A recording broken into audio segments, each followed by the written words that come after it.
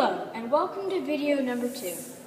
In these videos, we will go over many rules made by Scott to ensure that nobody will ever win in a million years.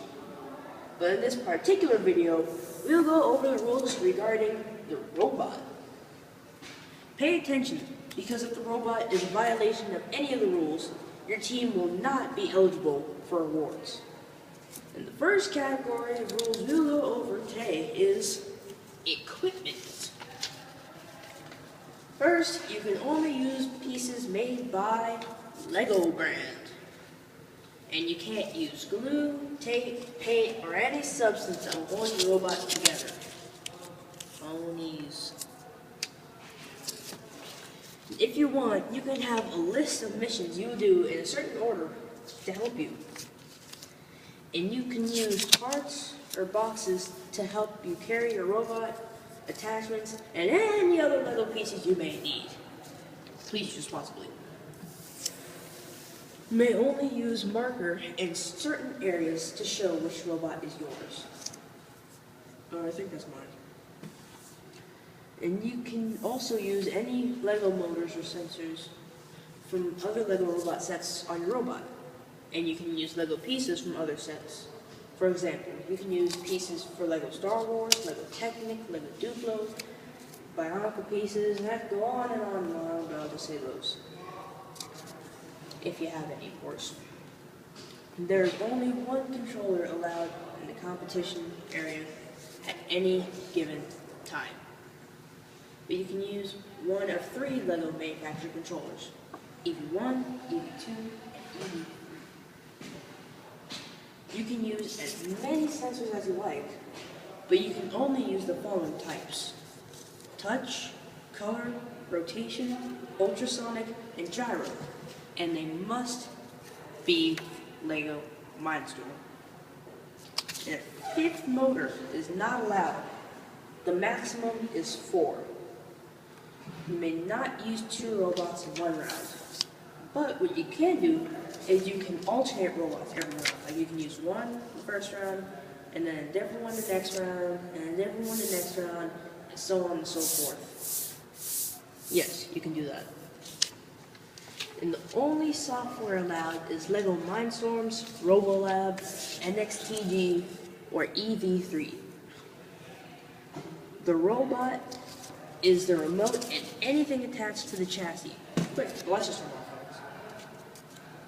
And the chassis is the base of the robot that the head, arms, legs are attached to.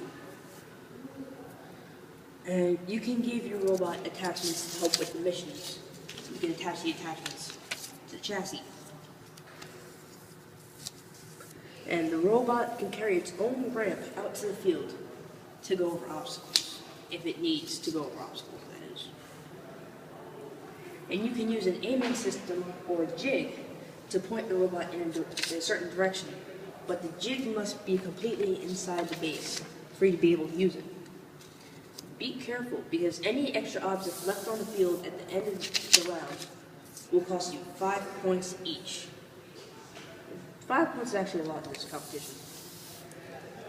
Except for cargo, thankfully, which is anything the robot has with it for transport or release. If you touch your robot to help it complete a mission, you will lose 5 points, and you will not get any points for that mission. If you touch the robot at any time, period, no matter what, the robot is considered dead and must be transported to base immediately.